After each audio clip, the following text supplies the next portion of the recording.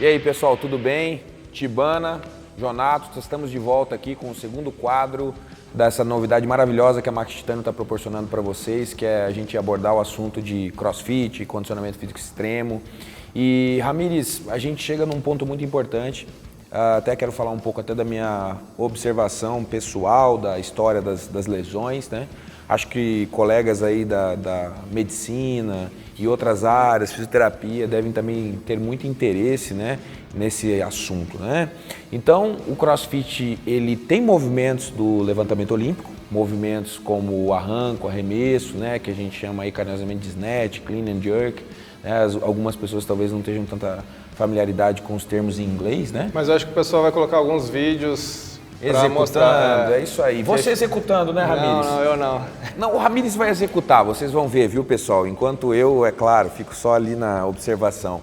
Mas, levando para o lado agora importante da história, Ramires, a gente pode ter lesões por esforço mecânico, por estresse mecânico, já que, por exemplo, eu imagino que pescoço, punho, cotovelo, né? Quando você faz um arranco, coloca a barra acima da cabeça, esse número de lesões ele parece aumentar um pouco, né? Você pode comentar um pouco sobre isso com a gente depois.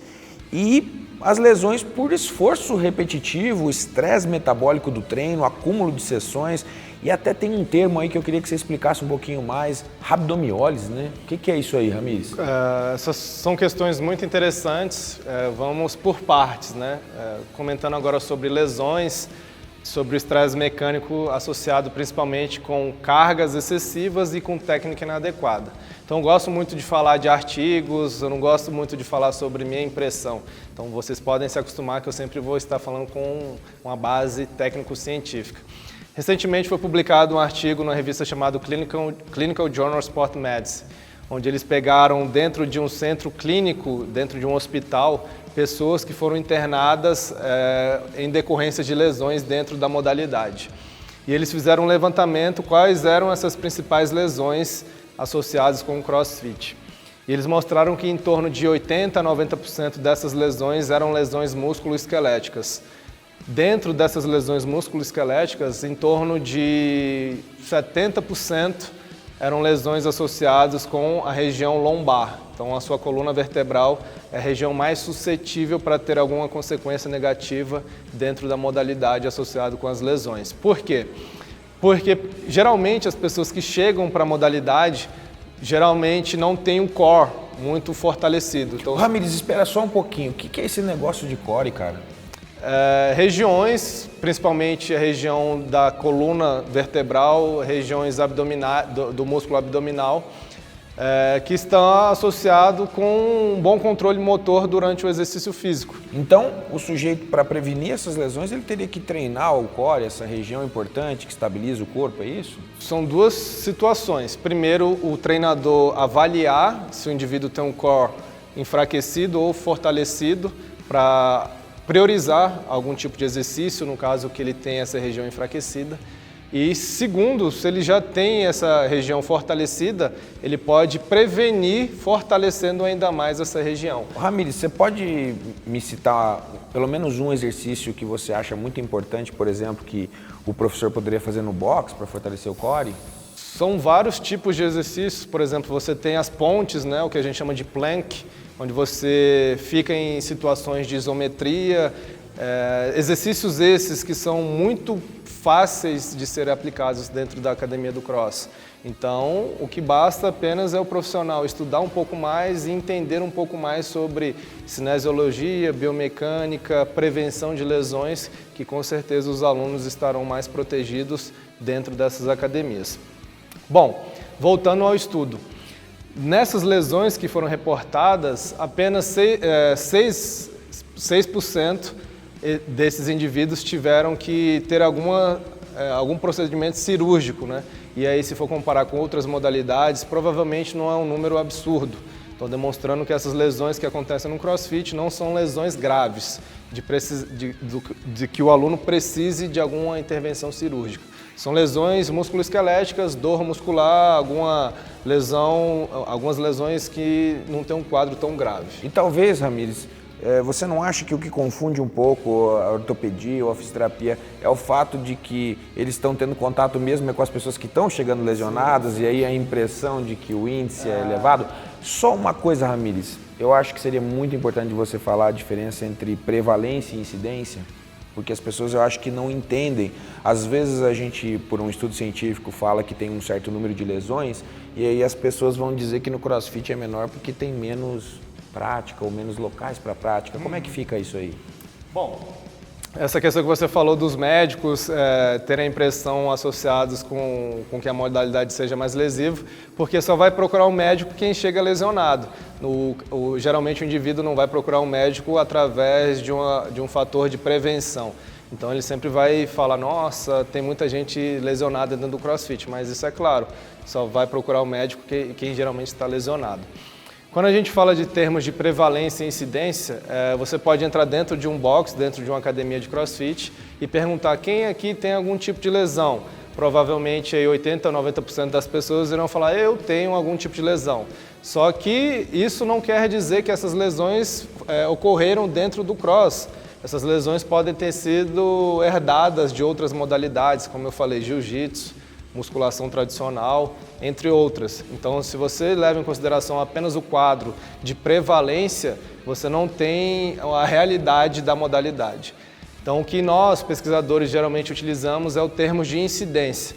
Quantas lesões ocorreram depois que esse indivíduo começou a praticar a modalidade? Depois de quantas horas de treino, de prática, esse indivíduo se lesionou? E Ramires, pelo que eu vi em alguns estudos que eu também pude ler junto com você, já que a gente tem feito algumas pesquisas bem interessantes para ajudar na modalidade, existe aí como controlar esse fator pelo número de horas de treinamento? Por exemplo, índice de lesões, né, pelo número de horas de treinamento realizado e comparar isso com outros tipos de exercício? Com certeza.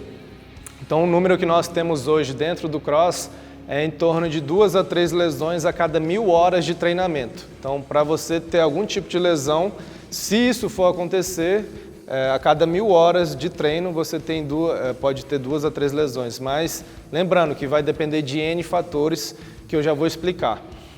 Bom, entre essas lesões, a gente tem um pesquisador que publicou um estudo muito interessante agora em 2017, o nome dele é Montalvo, onde ele verificou as causas dessas lesões entre os praticantes de cross.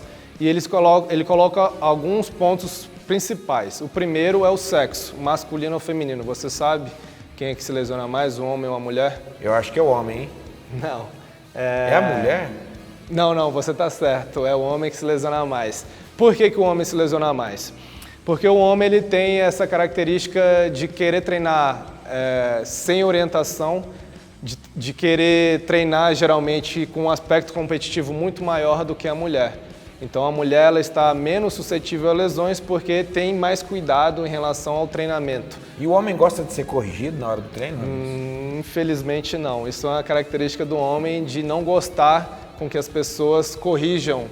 Então, geralmente, se um treinador questionar sobre sua técnica, sobre carga excessiva, esse aluno vai ficar um pouco chateado, não vai querer diminuir a carga e vai continuar persistindo no erro. Então parece, Ramires, você está falando que esse negócio de macho alfa não funciona sempre assim, né? Não. Quem quer ser macho alfa demais no CrossFit pode aumentar o seu risco de lesões, viu, pessoal? Então, olha aí, os homens, prestem atenção, ouçam as orientações dos seus treinadores e evitem realizar os movimentos de maneira errada, porque é isso que vai lesionar vocês, sem essa de macho alfa, ok? Não só isso, se você treina para competição, se você é um cara que geralmente treina mais pesado, querendo talvez ser o macho alfa do Brasil, da América Latina ou do mundo, você vai ficar mais suscetível às lesões, porque pessoas que treinam com maior intensidade são pessoas que estão mais suscetíveis também a se lesionarem mais. É só pensar, maior carga, maior estresse mecânico. Quanto maior o estresse mecânico nas suas articulações, maior a possibilidade de você sofrer algum tipo de lesão. Então, se você costuma treinar mais pesado, você já fique ciente que está mais suscetível a uma possível lesão. Aí, Ramires, uma coisa que a gente vê muito aí, o pessoal falando da rabdomiólise, né? A gente tem aí algumas medidas sanguíneas que podem ser aferidas, né? Para ter um indicativo da rabdomiólise. E uma delas é a creatina quinase, certo? Uma enzima, então, que está dentro do músculo e, obviamente, também em outros tecidos, mas tem uma grande quantidade no músculo esquelético.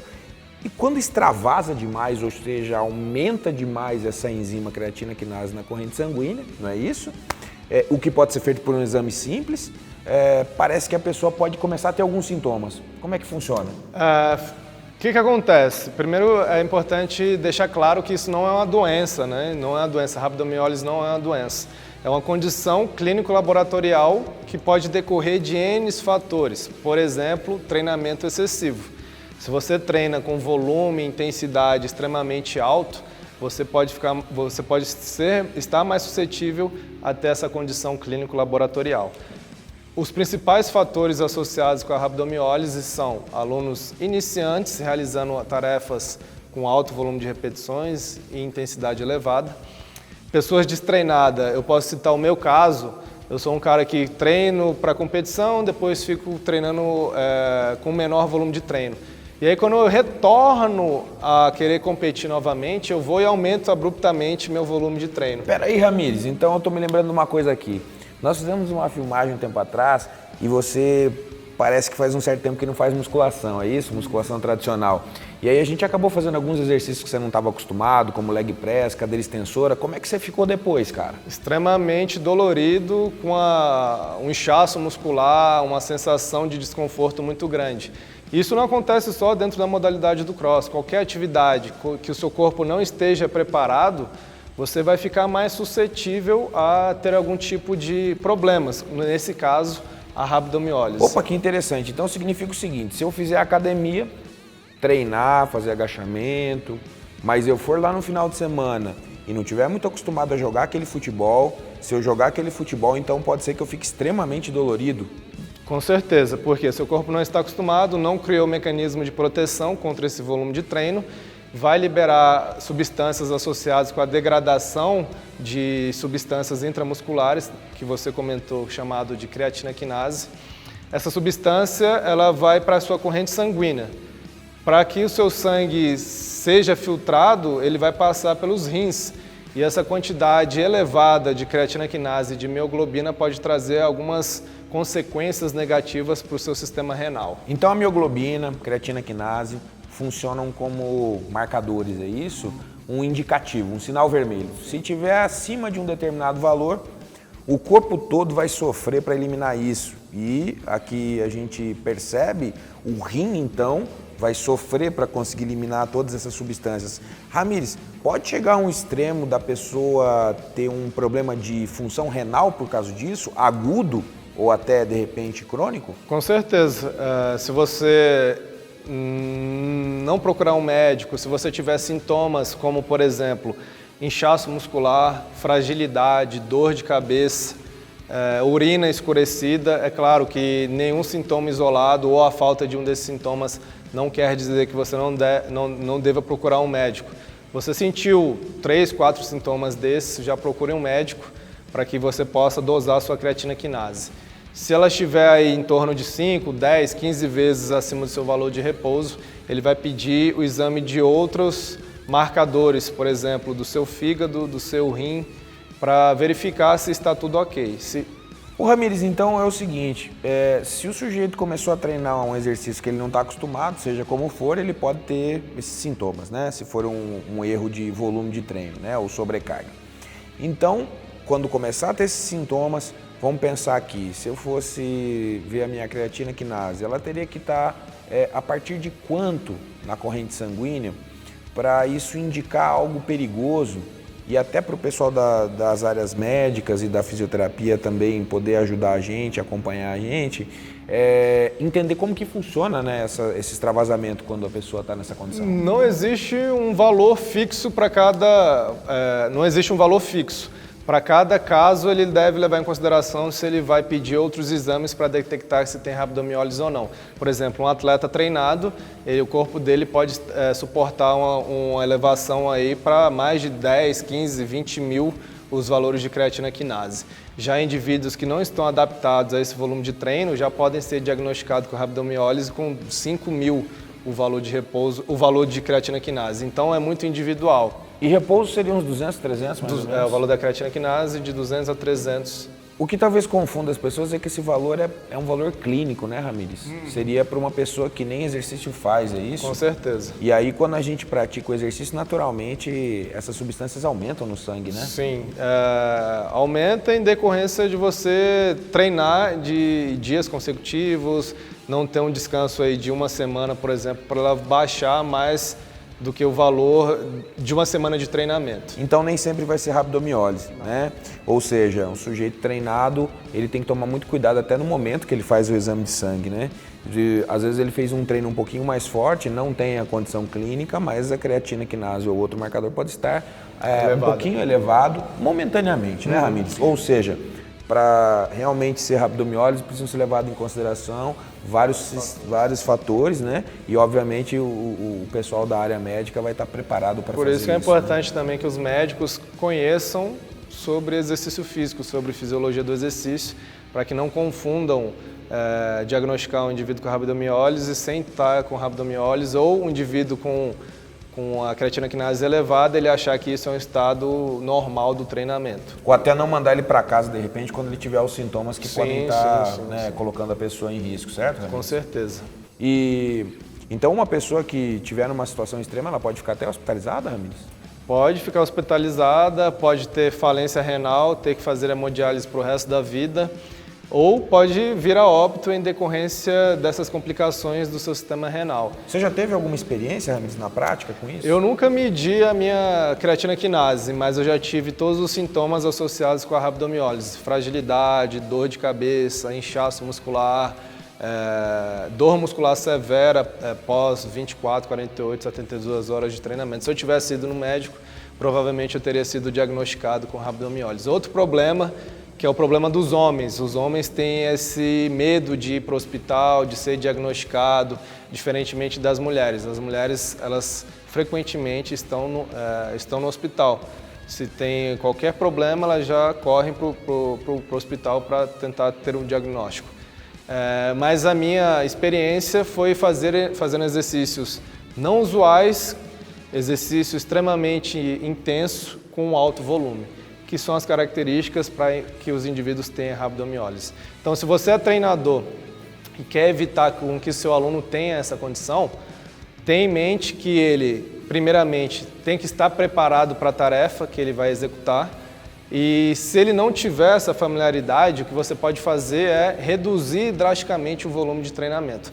Preparar ele para uma intensidade maior, para um volume maior. Então, Ramires, parece que para evitar lesões também, sejam elas pelo estresse exagerado do volume de treino e tudo mais, e também pelo estresse mecânico dos movimentos, o treinador poderia não seguir exatamente aquela rotina que é proposta pela empresa, né? Ele poderia ajustar o programa de treinamento, de repente, para alguém que vai mais vezes na semana, não é isso? Sim, sim. Ele pode adaptar da forma que ele achar necessário para a condição do seu aluno. Se o aluno é iniciante, nunca treinou na vida e a tarefa do dia é fazer 100 agachamentos, esse indivíduo iniciante ele vai adaptar para com que ele faça 15, com intervalo entre cada uma dessas repetições ou a cada 5. Então, foi o que você comentou. O problema não é a modalidade, o problema é quem está ministrando a aula, quem é o professor que vai ditar se o aluno está em perigo ou não com a gente pode pegar um exemplo muito interessante, né, Ramires? Pessoas muito descondicionadas subindo e saltando de caixotes, né? A gente sabe que tensão de ruptura de LCA, ligamento cruzado anterior, elas ficam muito mais próximas dessa tensão de ruptura quando você faz um salto contra o solo, né? Versus determinados exercícios em condição estável, né? Então a questão é essa, uma vez que você vai fazer exercícios que possuem um grau de dificuldade maior ou que tem um estresse mecânico maior, a questão é a progressão, não é isso? Então, fazendo o processo correto que o treinador vai fazer, que é acompanhar o sujeito e prescrever uma rotina de treino adequada, então o CrossFit talvez ele tenha aí o mesmo índice de lesões do que uma boa parte dos outros tipos de esporte, é isso, né? Com certeza. E é importante a gente frisar essa ideia, que aqui por você envolver várias modalidades, LPO, Endurance, movimentos do basismo, o treinador ele tem que entender sobre a prescrição e periodização dentro de cada uma dessas modalidades. Não ficar focando apenas na técnica. Se ele focar apenas na técnica, infelizmente, o seu aluno pode estar mais suscetível a algumas consequências negativas. Treinadores do cross, se liga, o negócio não é só ser reprodutor de movimento não, a gente precisa estudar, prescrever, organizar, e treinar. Se liga e treinar, se liga nos eventos aí, científicos, que a gente sempre está falando de periodização, organização do programa de treinamento, isso pode ajudar bastante vocês a levar o CrossFit como uma modalidade importante, porque muitas pessoas vão conseguir ter aderência ao exercício praticando CrossFit. Então, nós como professores de educação física, como professores que queremos divulgar saúde e ver as pessoas praticando exercício, a gente precisa saber falar melhor sobre exercício, saber falar melhor sobre as lesões nesses esportes, né, Ramires? Porque eu queria até que você falasse rapidinho como que é a visão que você vê como pesquisador em relação aos outros pesquisadores. Os outros pesquisadores que não conhecem tão bem o CrossFit, eles têm uma imagem boa do CrossFit? O que eles acham do CrossFit em relação a lesões? Eu acho que não só os pesquisadores, né, mas falando explicitamente na área da educação física, grande parte das pessoas tem um ciúme ou tem uma visão do que pode ser a modalidade e aí vai sempre condenar. Nunca ele tenta entender como é que funciona o processo e sempre ele vai tentar criticar a modalidade. E aí quando você vai investigar a vida desse cidadão que está criticando, o indivíduo é sedentário, nunca treinou na vida, e aí eu pergunto, quem é ele para poder estar criticando qualquer que seja a modalidade? Então a minha ideia principal é treine, conheça, para que você possa formar a sua opinião associado com a modalidade. Show de bola, show de bola. Então, na realidade, muitas pessoas vão sim conseguir praticar o CrossFit, se beneficiar do CrossFit, obter resultados de saúde com isso e também, quem sabe, até competir, porque em todos os esportes de força, a gente tem o nível do sujeito que treina para a sua saúde e tem também o nível do sujeito que vai treinar para competir. E a gente sabe muito bem que em níveis competitivos a gente acaba exigindo do nosso sistema fisiológico muito além daquilo que por vezes ele pode suportar. E aí, obviamente, só com um bom treinador para que a coisa funcione bem, né, Ramires? Teria aí pelo menos 4 ou 5 regiões corporais que você acha que são mais suscetíveis à lesão no CrossFit? Fora a coluna como um todo, como você já mencionou. A região lombar é a número 1, os ombros e o cotovelo, o punho e o joelho. São as regiões mais suscetíveis às lesões, porque se a gente colocar em consideração ao ombro, geralmente você vai fazer movimentos que você não está acostumado, por exemplo, fazendo rotações, hiperextensão, durante os movimentos de levantamento olímpico. Se você faz com técnica inadequada, com carga excessiva, você pode ser mais suscetível a uma possível lesão. O punho, falando mais especificamente, também você não está acostumado a fazer alguns movimentos da ginástica, alguns movimentos do levantamento olímpico, onde você vai expor mais o seu punho. Então, se você não respeita a progressão, você pode estar mais suscetível também. E as lesões no joelho e no cotovelo podem estar associadas com cargas elevadas, movimentos repetitivos. Bom, agora eu gostaria de te perguntar qual é a sua visão sobre o aspecto que é muito criticado, que é você executar movimentos complexos com alta sobrecarga externa em estado de fadiga, que é onde os indivíduos irão fazer o circuito que nós chamamos de condicionamento metabólico. No seu ponto de vista, você acha que esses indivíduos podem estar mais suscetíveis a alguma lesão? Você acha que é importante o treinador frisar com que o seu atleta tenha uma técnica adequada mesmo em estado de fadiga? Qual é o seu ponto de vista relacionado com esse ponto? Acredito que essa seja uma abordagem das mais importantes, porque ela acontece muito no CrossFit, mas ela vai acontecer em vários outros tipos de exercício. A diferença é que talvez em alguns esportes a gente tenha movimentos mais complexos, mas se a gente for para uma academia tradicional e for olhar as pessoas que estão fazendo agachamento, por exemplo, a gente vai perceber que um percentual elevadíssimo dessas pessoas acaba tendo alterações posturais muito importantes durante o agachamento, como projeção exagerada do tronco, à frente, retroversão de quadril, uma série de coisas que, para alguém que não é atleta, com o tempo, esforço repetitivo pode causar isso. Eu sempre digo uma coisa quando estou dando curso de musculação. você só vai adicionar carga ou fazer métodos de treino que envolvem falha concêntrica, situação de fadiga e exaustão, quando a técnica de movimento estiver perfeita. E qual é o nosso problema? Assim como no CrossFit, quando a gente tem o condicionamento metabólico e estamos mais cansados, em outros esportes, quando a gente está mais fadigado de muitas séries ou de um jogo inteiro de futebol, por exemplo, a gente tem mais chance de errar na técnica de execução. Então, óbvio que o treinador precisa, sem dúvida nenhuma, observar muito isso durante as aulas do CrossFit, na sala de musculação e em outros esportes, porque é no momento da fadiga que o músculo deixa de proteger as articulações. O que protege o sistema articular é o sistema muscular. Uma vez que você está mais cansado e fadigado, as articulações acabam ficando mais expostas porque ou o grupamento muscular está menos ativado para proteger, ou até em algum momento a gente usa aquele termo que o cara desligou o músculo, né? Que ele simplesmente deixa de solicitar adequadamente o grupamento muscular e acaba expondo as articulações aí. Então a minha visão é, como eu tenho muitos anos de prática de musculação e também como professor personal, né? Depois o mundo da pesquisa acaba que a gente direciona um pouquinho para outros lados, mas é que se um agachamento já é difícil, né, imagine os outros movimentos do levantamento olímpico. Então, atenção dobrada, né, mas lembrar que muitas pessoas querem fazer esse tipo de exercício. E aí... Ou seja, a importância é do professor tentar corrigir o aluno, de pedir para ele diminuir uma carga que ele não está executando de forma correta, ou se ele for fazer um movimento com a técnica ou o padrão do movimento de forma que não seja aceitável, que seja numa competição, não no dia a dia de treinamento.